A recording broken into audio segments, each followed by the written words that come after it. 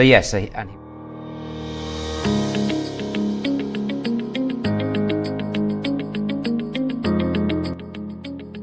Hello and welcome to the official podcast of Palate Exposure, featuring Ilona Thompson, a podcast for those seeking the ultimate in wine, food, and travel. Each week she interviews winemakers, chefs, celebrities, and a variety of guests that shape the way we enjoy life. In this episode, Ilona sits down with Paul Michael of Peter Michael Winery. They do, and delicious wine, by the way. thank you. It has in common elegance and refinement, which again is a recurring theme. Is there particular vintages that you're a big fan of with respect to that bottling? So these wines get better and better because the vines are relatively young. Okay. So that's my first response to that. Okay. And so they're 10 years old. No, they're 13 years old now. So I think they're beginning to really show their potential. And but I think last night I had a 2012 Le Caprice, which was absolutely beautiful. So that was how I welcomed myself onto the property here. That is a very nice welcome. On the practical side, do you have library vintages in your cellar that are available to the consumers? The short answer to that is sadly not. Oh. We don't. So we are asked about that a lot. I'm certain that you do. We keep depends on what you define as a library vintage, of course, but available. We keep some to have a library ourselves, to have our history, and to bring them out on special occasions here when we're here, when we're entertaining as well. So for sure we keep a small library, but we don't have a release program for library vintages. No. Got it. We don't. So and we get asked all the time. given your winemaking philosophy and the quality and the continuity and the fact that this wines show up so differently every time you put your lips to them, so to speak, obviously, unless you were in the mailing list throughout the years and were smart enough to realize that this wines really they don't need to be sold, they actually remarkably can be enjoyed early in life. But short of that, the only other options for you guys, I guess, is chasing it at auctions or something like that, which is always an interesting proposition in terms of how the integrity of the cellar. But your wines are such poignant examples to me of that mentality when they were crafted to be enjoyed throughout life experience. And I was joking about tasting some of them in the 90s that they might outlive me. And it's still the case, isn't it? What you craft today could very well last for decades. Yes, I hope so. Yeah, that as Peter said earlier, we do have surprises from time to time. I've had a Chardonnay, a single vineyard Chardonnay, brought to me, at dinners in various parts of the world by a collector or by a connoisseur, and that are 20, 21, 22 years old, and they're tasting absolutely beautiful. I've had that taste served to me blind once as well, and I had no idea what was about to happen, but it's always a nice surprise. That must be so gratifying. I remember tasting, I believe it was in '98, actually, out of a large format of Le Pavot, and that's when that comment popped to mind. That wine was built to last. It was magnificent, enormous, and so incredibly generous, yet there was so much more that will be happening. Well, Nick Morlaix is our current winemaker. Yeah. And Nick says that we're talking about Le Pavot, for example. Yeah. He says these are wines built for 20 to 30 years. Oh. Yeah. So we are still counting. not to argue with the winemaker, but I think there's more. There's more than 30 years in those wines. It must be so incredibly gratifying for you to run into consumers in various contexts and occurrences and have them talk to you about their experience with your wines. What is that like? Important. Yeah. I think is my quick answer to that, and it's enjoyable. It's why, I go out. I go around the US once or twice a year with Peter here, and meet a lot of people who love our wines. Introduce the wine to more people along the way, inevitably, and that's what we want to do. And I do the same in Asia as well, and a tiny bit of that in Europe as well. So, and in the UK where we live. So, and it's just really important to first of all tell these stories and share a little bit of what's behind the wines. So, because many people, we have a complicated portfolio. Yeah. It's kind of Burgundian in character. A lot of different bottlings. So that needs explaining, and the stories behind the wines need explaining, and the terroir. And so that's really important. And people really don't appreciate that. Even people who've been collecting the wines for a long time. It can often be the case. But also it's just great to have and important to have the feedback from people about what they think of the wines we're making today, how they've evolved, what their favourite wines are. Yeah. Good interaction. You've had such a long-standing love affair with your wines and wine world in general. You were introduced early on, and that's very valuable because it kind of calibrated you, in a sense. And now you've been so intimately involved with your own brand. And there's been obviously a tremendous following. Wine clearly was considered easily one of the wines in California from relatively early days. And people really coveted them. How has the consumer base changed? And even more importantly, those people that have that curiosity about your wine, that maybe are a bit younger and really don't know the depth of your story, maybe have heard of them, or maybe even haven't. What's your message to those folks that have the desire to get to know you? How would you like to be introduced and known? Okay, that's a great question. So I think how has it evolved over time? I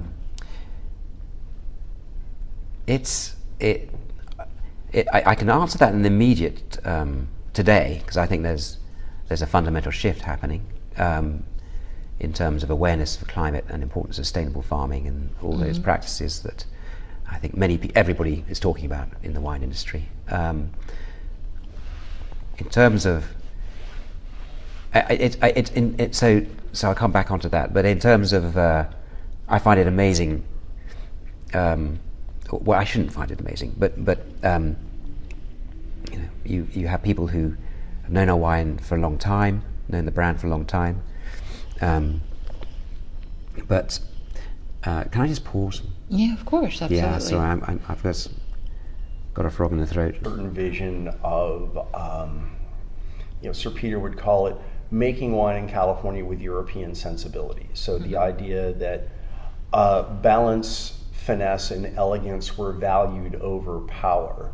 And the idea was that the wines should speak about the place that they were made. Sir Peter talks about relaying that vision to Helen Turley in what he called a surprisingly short conversation, because Helen immediately understood the vision. The first wines, based on how Helen chose to make them with these classical artisanal winemaking techniques, were somewhat groundbreaking. And I don't mean that to sound self-congratulatory, but they really were extraordinarily well received critically and in the market. And because there wasn't a lot of them, and they were really only available in Northern California and Metro New York, that had people calling us and asking if they could buy them. And at the time, consumer direct shipping of wine was something that was sort of flying under the radar of regulation. It was just, we started a mailing list and it just grew organically from there. Mailing lists were not common then either. They weren't common then. And you couldn't ship to many places either, Exactly. right? So again, marketing challenges galore. Yeah. Well, actually, in the early days, you could ship anywhere because it wasn't regulated, and then it became regulated and became much more, more difficult. But over time, the mailing list grew to be approximately 2/3 of the case volume of the winery, and we ended up needing to basically put a cap on it because we really wanted the wines to be available in wholesale distribution as well. So at this point, we are in something like 32 U.S. states and 15 export markets. And in the U.S., about 70% of the wine that goes into wholesale distribution is in restaurants. So it's still relatively rare to walk into a wine shop and find Peter Michael just sitting there waiting for you. So that, again, that strategy, it is a strategy, isn't it? Well, it evolved into a conscious strategy, but there was never a master plan from the very beginning.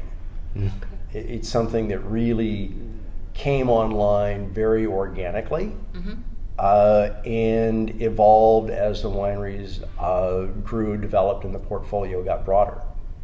And then we took that mailing list online. We were probably one of the first to do that, I think, and which was also quite brave to do at the time. And I think for a while there was some people on paper and some people were online and by email, and that then gave another lease of life and future to our fan base and people who know us, and helped to spread the word a bit. And at the same time, our production's grown. So, we've been making approximately 20,000 cases of wine for quite some time now.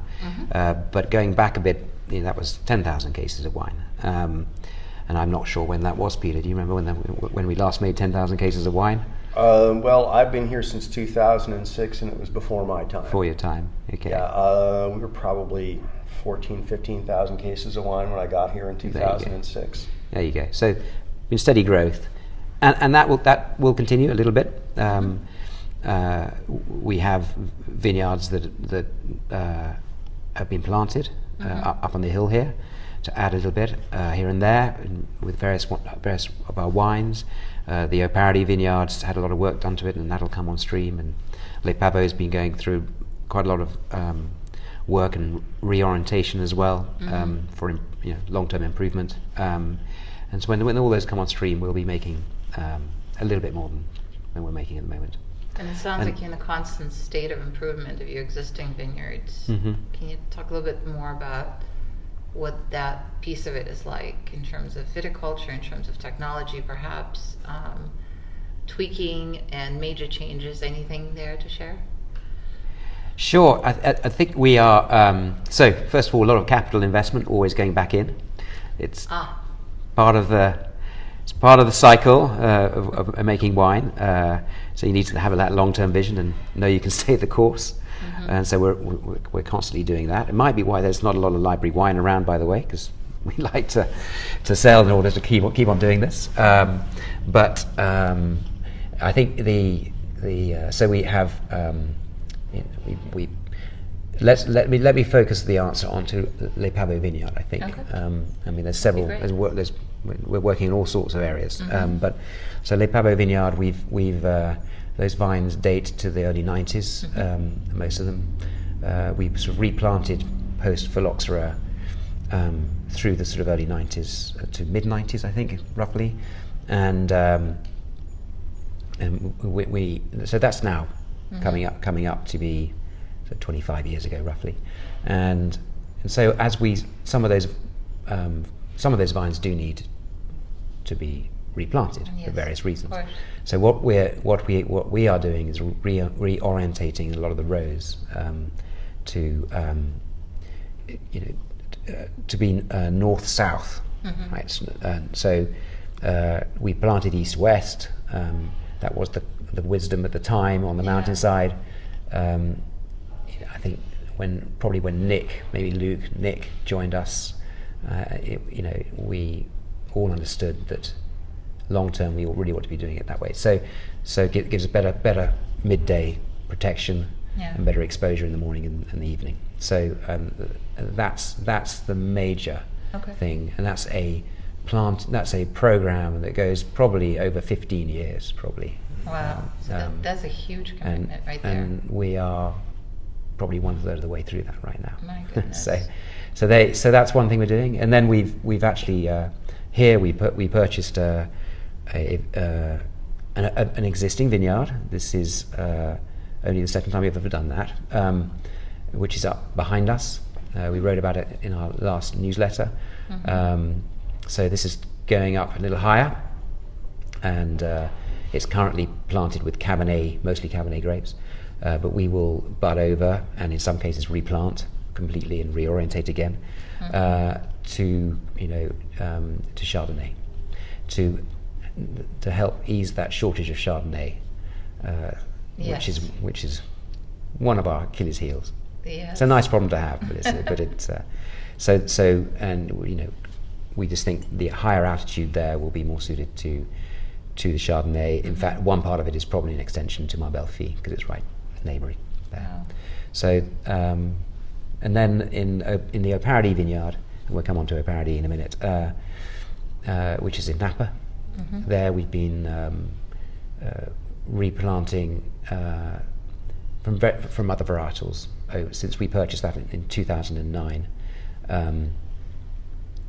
There was some Sangiovese grapes there, which we took out and have replaced with mostly Cabernet Sauvignon and Cabernet Franc. Obviously, lots of projects going on. So always lots of projects going on. Yeah. It sounds like you inform your subscribers. You mentioned the newsletter, so I used to be on your mailing list, and I thought I read cover to cover. Well, that's good to hear. It's very informative. Excellent. Good. It's actually, honestly, some of the best written material I've ever received as a consumer, and it sounds like it's still ongoing, right? It is. Wow, that's very flattering. Thank you. No, it's the truth, and it's really interesting, that relationship with the consumer, whether you're an existing fan or you're just thinking about joining. I've always advocated that it's always best to have a relationship directly with the winery. I mean, yes, there are bottle shops and there are people that, obviously can help you procure some of the wine, but having that relationship with the winery is really important. And we talked about the newsletter and how wonderful it is. I was, remember looking forward to them. It's like reading a story that's ongoing, so it's a very special element. And what else can people expect if they subscribe? I mean, do you do special events? Obviously, they get apprised of new releases. And what other value added do people get when they strike a relationship with you directly? Okay, so that's a question we ask ourselves and think about all the time. And it's you want it to be a personal relationship, and so if you are on the mailing list and you would like to come and visit us, you can come and visit us, and we will book an appointment and give a nice tour and tasting, and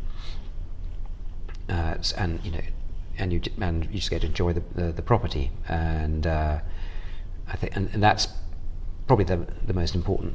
Of course, it's not open aspect. to the public, right? So we're not open to the public. So generally, but we will welcome introductions, absolutely, and we'd love to have more people coming through. Yeah. But the trouble is, we're small. Yes. And so we have a limited capacity, and so people who are on our mailing list and buying our wines, and we naturally welcome them and give them kind of a priority. Wow. Is that a fair statement? Would you say? We try to make that. We're looking at each other here because this is always like, how can we be more friendly to everybody, right? And more approachable. And that's what we want to be.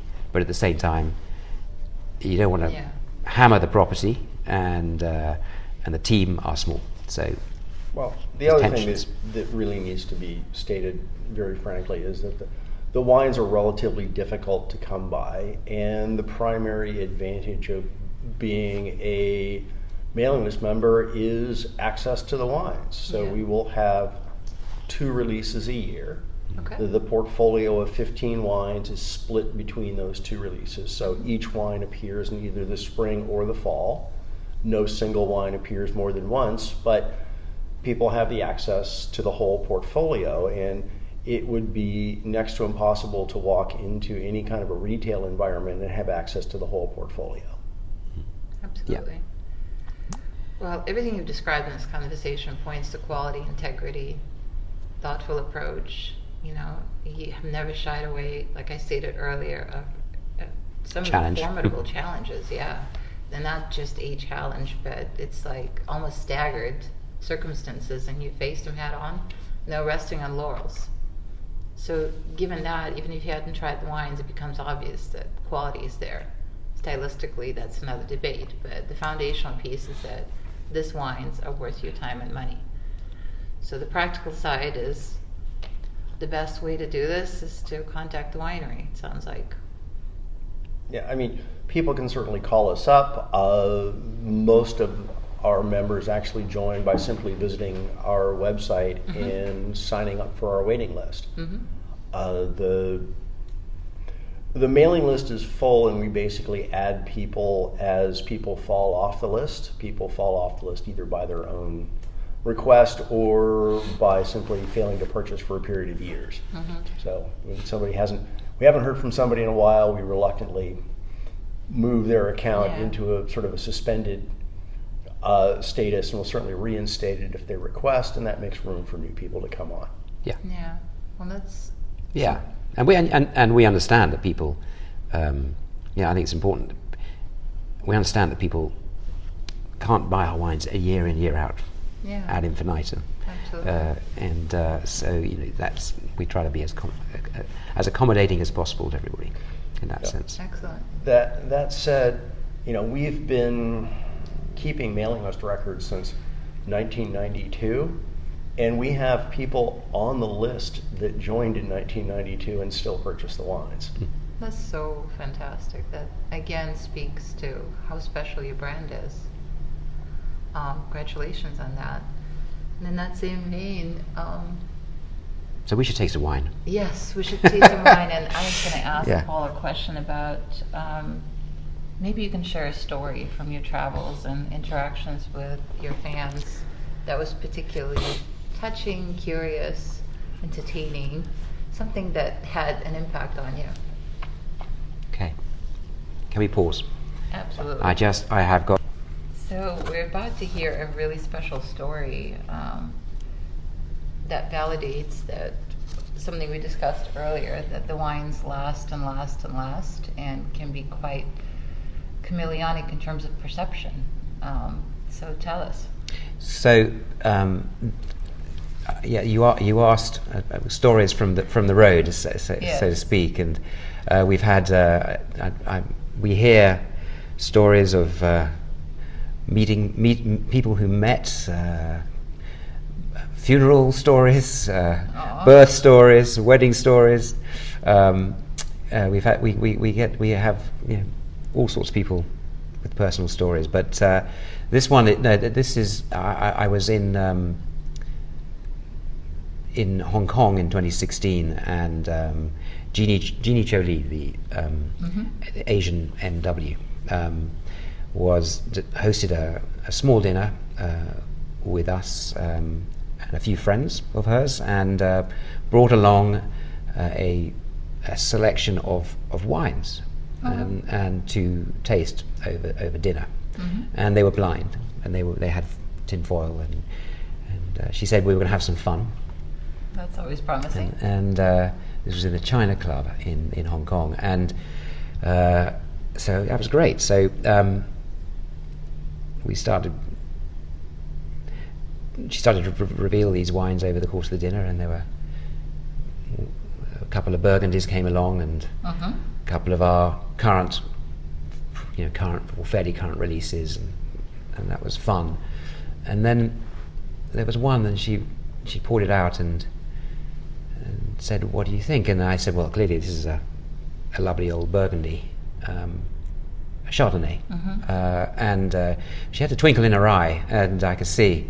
And then she revealed, and it was Bellecote 1996, a 20-year-old single vineyard Chardonnay from here. And that was a lovely surprise, because I think everybody just didn't see that one coming at all. Yeah. At least for me. So evidence of a single vineyard Chardonnay, with great age worthiness. Absolutely. And I've had a few. It often has been Bellecote since. People bringing one to a dinner, and as I just heard just now, or reminded just now, we did make Le Caprice and Clos du Ciel were Chardonnays originally that we made, but they were not estate Chardonnays. And so as we became 100% estate grown, we discontinued those wines. But when the Pinot Noirs came along, we thought, well, we can reuse them, and that's what we do. And it's never been an issue for us in the marketplace. But a Clos du Ciel did turn up. A Clos du Ciel Chardonnay did recently turn up at a dinner, and it was a Chardonnay, and my colleague didn't know the history and was totally confused. So there you go.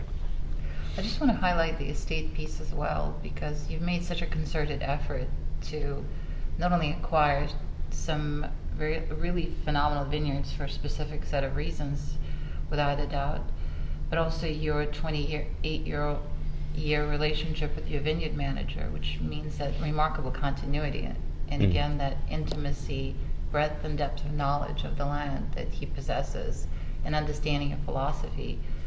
And the winemaking succession, which you mentioned some of the who's who of New World, without a doubt, that people like Marc Aubert and Vanessa Wong struck out on their own and created their own brands. And so did Luc Morlaix. And Luc Morlaix as well. Yeah. So you had such a diverse group of people working here in a winemaking capacity, and yet your wines had this theme going forth from the inception till now, that again there are variables in there. What's so important is that fundamental philosophy that seemed to permeate. Is that deliberate? Is it something that you discuss? I think it is pretty deliberate, yes. That is one instruction that we do make pretty clear when we have a new winemaker join us, is you can improve the wine, just please don't change the style of the wine. Stay consistent with what we're making, what we're about, and that's been the rule. And then obviously we've added to the portfolio as we've gone. So Nick has been here for a number of years now. Nick is Luke's younger brother. So when Luke moved on in 2005 and subsequently started his own Morlaix family estates, he introduced us to Nick. The conclusion of this interview can be found in the next podcast, already available for your download. Thanks again for tuning in to the official podcast of Palate Exposure, featuring Ilona Thompson.